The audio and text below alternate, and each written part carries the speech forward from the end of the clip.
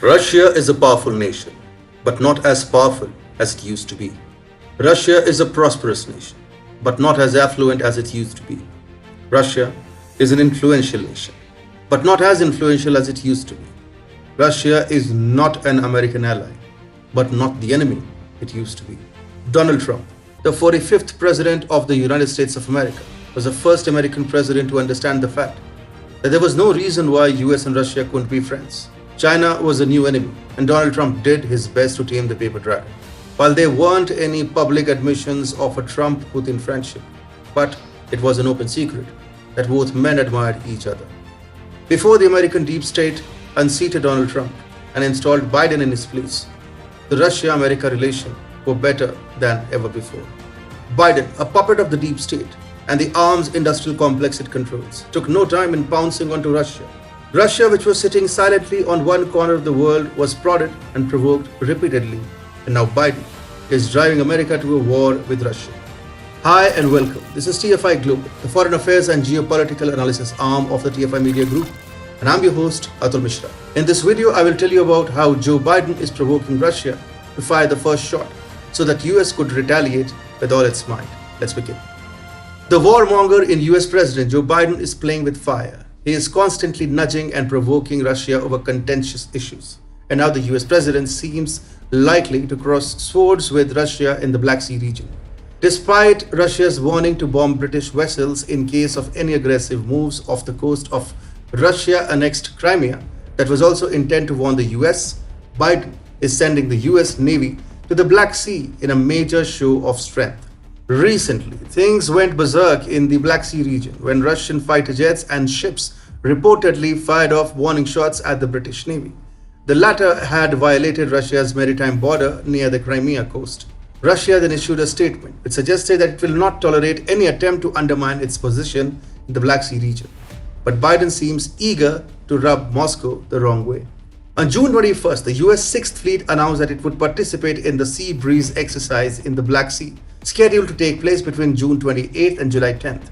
Biden has made the exercise co-hosted by the US and Ukraine a grand affair on purpose. The US says that this year's iteration has the largest number of participating nations in the exercise history, with 32 countries from 6 continents providing 5,000 troops, 32 ships, 40 aircraft, and 18 special operations and dive teams scheduled to participate.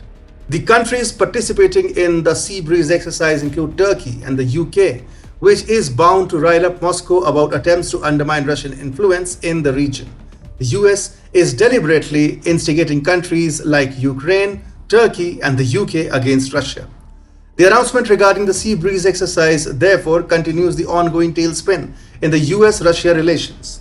After the Putin-Biden summit in Geneva earlier this month, there were indications of better bilateral ties between the two nations. But subsequent developments have once again put Moscow and Washington at the crossroads. The ongoing round of escalation in military tensions between Russia and the US has gripped different parts of the world. First, there were reports of Russia carrying out a big military maneuver merely 35 miles away from the US state of Hawaii. Then the US announced a new package of sanctions against Russia. And finally, there were reports of Russian naval drills near the Kuril Islands, which are disputed between Moscow and Tokyo. However, the Black Sea region is one such sensitive issue which can easily spiral out of control. There are way too many factors at play here. The US has been provoking its NATO allies and other partners in the region. The UK has already locked horns with Moscow. Turkey has been looking to build the Istanbul Canal through the Bosphorus Strait, which would hinder Russia's ease of navigation between the Black Sea and the Mediterranean. Most importantly, the Black Sea region becomes very sensitive because Biden tends to use Ukraine as a pawn in this part of the world. The Biden administration has constantly abetted Kyiv to take on Russia, apart from reignited tensions over the Crimea annexation that took place in 2014. On its part, Russia will never let the US and NATO snatch Crimea from it, nor will it allow Biden to undermine it in the Black Sea. For Moscow, Crimea holds way too much importance. The naval base at Sevastopol in Crimea is Russia's only warm water naval base. Located in the southwestern tip of Crimea, the Sevastopol naval base allows Russia to access the Black Sea apart from reaching out into the Mediterranean. In fact, Russia had also used the Sevastopol port to supply aid to the Bashar al-Assad regime throughout the Syrian civil war. However, Sevastopol has declined as a commercial port after the Crimea annexation in 2014, mainly on account of the pressures exerted by international sanctions. Under the terms of international sanctions, Sevastopol and other ports in Crimea stand close to international shipping.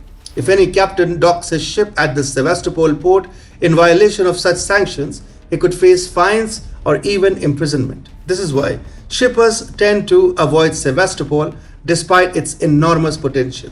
Yet Russia understands that once it gets rid of such sanctions, international trade would pick up through the Sevastopol port.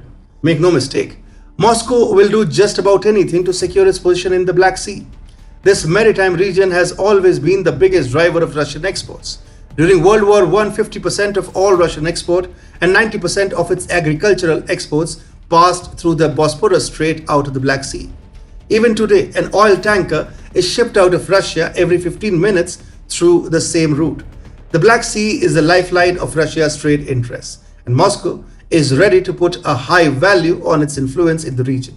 Biden will therefore be making a mistake if he creates a battleground in this part of the world.